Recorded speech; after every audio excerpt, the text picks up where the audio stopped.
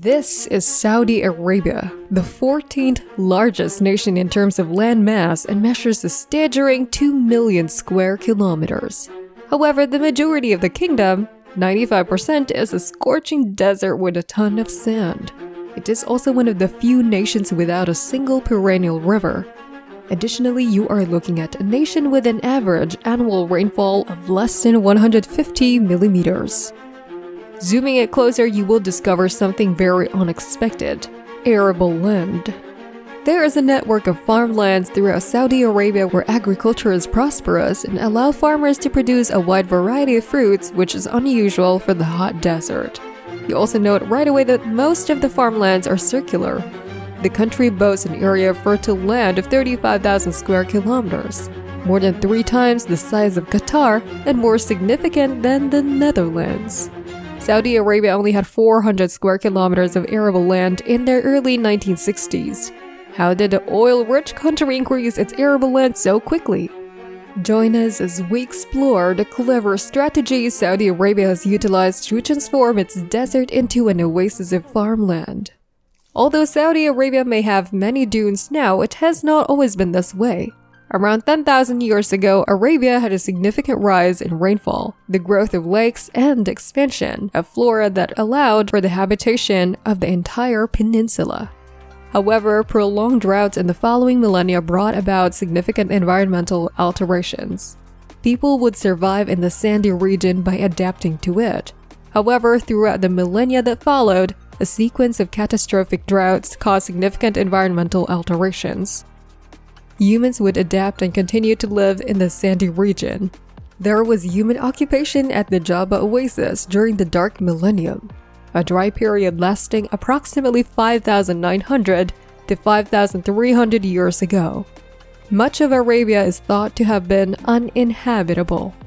In other parts of northern Arabia, people built walls around oases, created structures in the environment to catch water flow, and started digging wells. Saudi Arabia sits on subsurface water reserves known as aquifers, while having a limited supply of water on the surface. Similar to how the monarchy is situated above enormous reserves of crude oil. But Saudi Arabia has long been extracting water from the earth. Large-scale irrigation has made planting and harvesting possible in agriculture, which receives most of the water. Pumping water from underneath the ground does have one disadvantage. Aquifers might dry when they support extensive irrigation, as Saudi Arabia has been doing. Saudi Arabia imported technology to conserve its water, which has had a significant impact. Center pivot irrigation is the method. What is center pivot irrigation and who invented it? The center pivot sprinkler system was created in 1948 by a pioneering Nebraskan farmer named Frank Zyback. It was patented in 1952. Center pivot irrigation uses an automated irrigation system to irrigate crops in a circular pattern around a center pivot. This explains why the circular farmlands in the video's opening scene are there. A long radial pipe that is supported by sprinkler towers makes up the bulk of the component. The core of the entire mechanism is where these towers pivot. The radial pipe has nozzles evenly spaced out to water the nearby crops. Water is released uniformly from the nozzles of the pipe, slowly turns to feed the crops. The water flows down the field in a straight line when center pivot irrigation is used, thanks to the radial pipe system. The flow rate and area covered by each nozzle on the pipe are identical. This makes it easier to guarantee that the water applied to the crops is uniform. Depending on the length of tubing attached, center pivot irrigation systems can cover up to 130 acres in a linear system and approximately 155 acres in a swing arm system. Because of this, the technique is appropriate for extensive cultivation. Because of how this system is designed, the sprinklers close to the pivot tend to cover a smaller area than the nozzles at the end of the pivot. The pivot point, around which the entire mechanism revolves, is one of the primary components of a center pivot irrigation system. It is where water enters the pivot pipes for the first time. The control panel, another essential component, is also located there. The hardware that enables the farmers to operate the machinery is located on the control panel. This is the setup's brain, where the farmer can control the machine's direction, start and stop it, and switch between running dry and running wet modes of operation. For center pivot irrigation, many different control panels are currently available. Farmers can choose between basic and complex digital panels depending on their needs and budget. The drive tower, also known as the drive unit, is another part of the machinery that touches the ground and contains the supporting hardware required to move the system. Wheels, a base beam, a drive train, and other significant structural supports are typically included. The drive unit, which is controlled by the tower box, moves the entire piece of equipment in the appropriate direction for the required period. Farmers may administer water equally over a large area using center pivot irrigation. Additionally, it significantly reduces the amount of labor required during the harvest. With this, the high labor costs and the inconsistent nature of farm workers are resolved.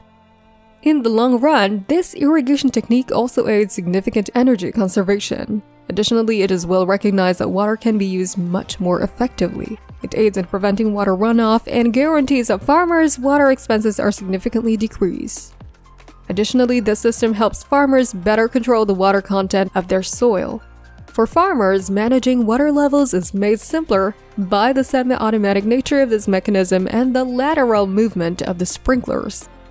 Water application efficiency in center pivot irrigation is observed to be close to 80%, which is significantly higher than that of conventional techniques. A center pivot irrigation system can irrigate almost every crop a farmer has, making it incredibly adaptable. Then you can sprinkle fertilizer, insecticides, and other essential liquids using the same approach.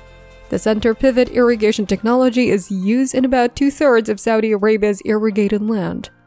As a result, several acres of land have been converted into intensively irrigated agricultural land.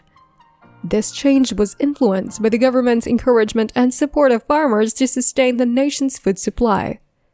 Due to their usage of various water quality standards, Saudi Arabian farmers first complained of severe corrosion in the lateral pipework of center pivot irrigation systems. To address the issue, many farmers have switched out lateral, pricey steel pipes with corrosion-resistant polyethylene pipes. Short drop tubes equipped polyethylene laterals were placed directly underneath the ordinary steel pipe, 150 to 200 centimeters above the ground.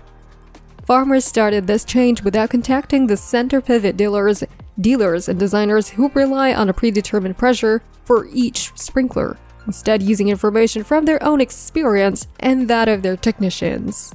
This replacement is carried out by the center pivot irrigation owners every 3 to 5 years, depending on the salinity of the water.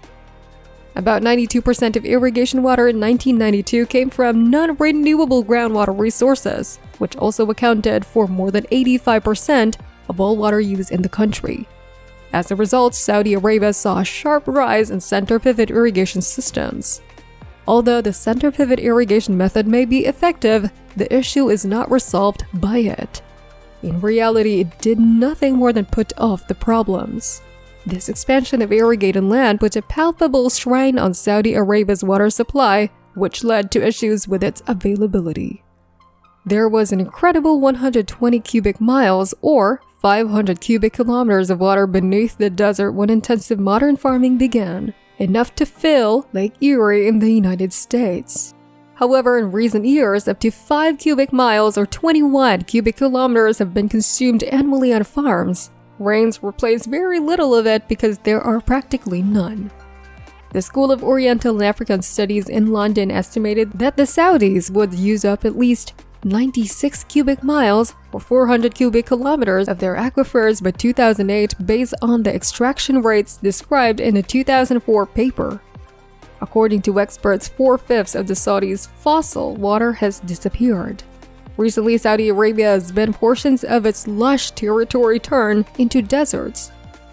This happened in Al-Baida, a city south of Mecca, by around 20 kilometers. The concern was that the locals, known as Bedouin tribes, were forced by law to gather in one place, which changed the natural pasture and led to overgrazing and its gradual demise. The once fertile region became a rocky desert due to the people cutting down trees for charcoal. The lack of seasonal rainfall generated flash floods that rolled into the Red Sea rather than sinking into the soil to replenish supplies, necessitating digging deeper wells to obtain water. The administration then invited Harvard University bioethicist and futurist Mona Hamdi and Stanford University permaculturist Neil Spackman to try to undo the change.